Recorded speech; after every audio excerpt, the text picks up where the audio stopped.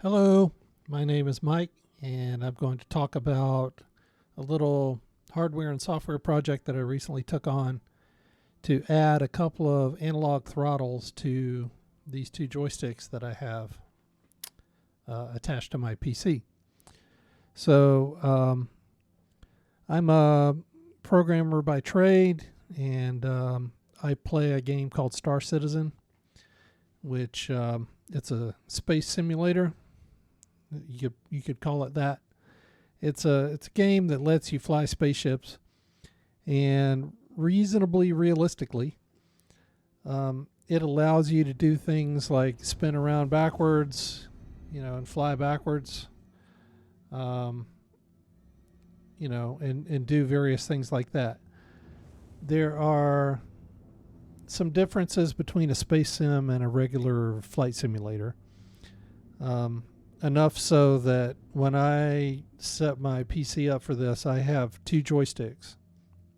Whereas for a normal flight simulator, you'd have one joystick and a throttle, or maybe a yoke and a throttle, maybe some rudder pedals, something like that.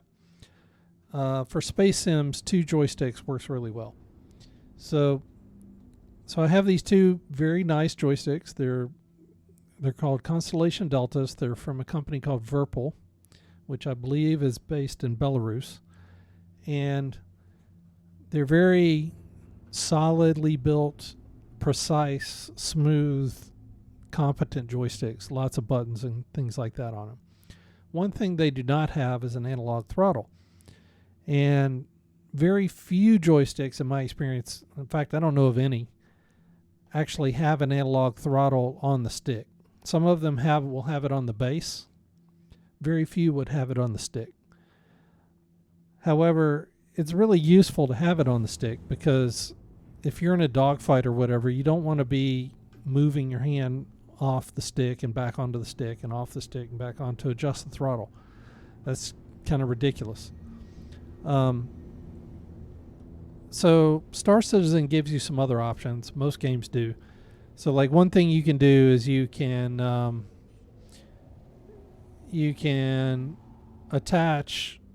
bind the throttle to like a hat switch or something like that. So if you see on my right stick here, there's like two hat switches, actually a third hat switch, and then a thumbstick and a scroll wheel. These hat switches, you can bind throttle up and down on any of these switches. That works okay, but it's a little bit slow because what you end up doing is like if you want to speed up, you'll hold the button up and wait for the speed limiter to go up, or you hold it down and wait for it to decrease. This is like a cruise control in a car. So at least that's how Star Citizen implements it. So it just takes time. And if you're in a dogfight, that's the last thing you need, is something that takes time. You want your competitive advantage. You want to be able to quickly adjust the throttle. If I want to briefly bump it up to 100% just to get out of the fight, I can just, boom, hit 100% and then afterburner out. Full speed. Another option, maybe you could use the thumbstick, but if you're using the thumbstick because it's spring-loaded, you're going to hold it all the time. Hold it where you want it. And I already have, the whole reason I have this second stick over here is so that my thrust forward and back is controlled by the y-axis. So, but it's not ideal. Like it's hard to be, like if I just want to cruise at a slow speed, like maybe I'm coming in for a landing or something like that, that's hard to do because like in order to get a high speed, you've got to set your speed limiter up to a high value and then use this to control it to keep it at a low speed. This thing's spring loaded, so you have to hold it all the time. It's just not great. So the scroll wheel is not great because it's an encoder and it registers to the game as a bunch of individual button presses. So in order to make any significant change to your speed limit, you've got to sit there and scroll it and scroll it and scroll it up and down. And it's just not efficient. So I wanted to add an analog throttle to each of these sticks. One for the speed limit for regular movement, travel, and just my regular speed. The other to adjust my mining throttle. So if I'm mining a rock, I can. One thing you have to do in Star Citizen is modulate the power of your mining laser so that you don't overpower the rock and have it explode and blow up your ship. So in order to easily modulate the mining laser, I wanted to have a separate throttle to do that.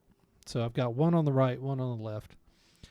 And I undertook this project knowing that it's a hardware project and a software project. So the idea here is that we have these two, they're not fancy sensors, they're not Hall effect sensors like the joystick has. They are regular variable resistors or potentiometers. And the idea is I would wire those up and present them to Windows as a separate game controller. So not integrated with the sticks, and from a software standpoint. To Windows it looks like a separate device. And then use those, like bind those in the game so that I could control the functions that I want to control. So this is how I set it up. And so I started out using a Raspberry Pi to do this. A Raspberry Pi is a microcomputer. It's a small ARM-based computer that runs Linux. I have experience with those. I've done some other projects with those, and I like them. But for this purpose, they did not work well because they don't emulate a game controller well, especially when attached to a Windows PC. So I switched and I tried an Arduino instead. And Arduino is a different ecosystem. It's not a microcomputer, but a microcontroller. It's more limited, but for this purpose, it worked great. So this is what I ended up with. So for Arduino, well, before I get into that, there's a whole bunch of, there's a lot of hardware steps you have to go through to wire all this stuff up. I designed and 3D printed these little mounts for the actual controls. These mounts, you can 3D print them. I've got a design on Thingiverse for this, and it'll hot glue to the joystick, and it's very solid. And what I did was I ran the wires down through the sticks and through the bases to the Arduino board. And the Arduino board is on a little prototype board. It's in an enclosure, and it's sitting underneath this keyboard under this little pedestal. So I've got a space under there where all my wires are crammed in, so I don't have to look at them. So that board's under there. And so once you get all the hardware set up, there is a blog post on my website where I walk through how I did all this, and I'll link that in the description. So check it out if you want to think about building one of these yourself, if you have these joysticks. Once you get all the hardware done, the next step is get the software set up. So I wrote a script for Arduino, and an Arduino script is called a sketch. So I wrote a sketch, and what it does is it takes these hardware inputs and maps them to axes on a virtual game controller that Windows sees. So to Windows, it looks like a normal game controller. It's got up to 8 axes. So the script will let you run up to eight controls on separate axes. And it does things like it smooths the input, and it has a little buffer at the top and bottom so that you can reliably hit 0 or 100. And in future, I may support like a response curve. I don't do that right now, but you can also reverse the input, stuff like that. So the way this works is you'll download the Arduino software, and it's, the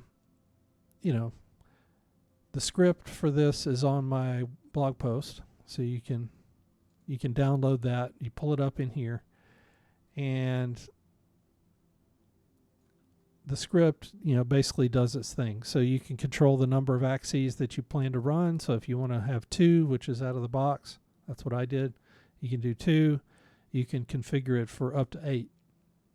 So if you have 8 of these little potentiometers and you wire them up in some kind of custom enclosure, that's, whatever you want to do, that's great. Go to town. Out of the box, it comes with 2. There's a few other config settings that I walk through on the blog post. Once you set all that stuff up, you'll hit Control U. It'll upload it to your connected Arduino. So you connect the Arduino to the computer with a USB cable. And at this point, it looks to Windows like a game controller because it's running this software, this program, and it's mapping these inputs. And so what it's going to do is automatically calibrate. So what you have to do is move, once you turn it on, move the axes to the maximum and minimum. And so if you just cover the full range, it'll learn what the maximum and minimum values are, and then from there it's good to go. So at this point, you can test it in Windows by going to your Start Run box and typing joy.cpl. And what this is going to do is pull up a little window. You pick Arduino Micro, which is the name of the device. And I can't change that, I'm sorry. It's a USB licensing thing, apparently. You hit Properties, you get this window, and you can see as I move my axes, it moves left and right. So once you're at this point, then what you can do is go into the game and bind to your controls. Here we go. Sorry. So you go to Key Bindings, and then Key Bindings, Advanced Controls Customization, Joystick HOTAS.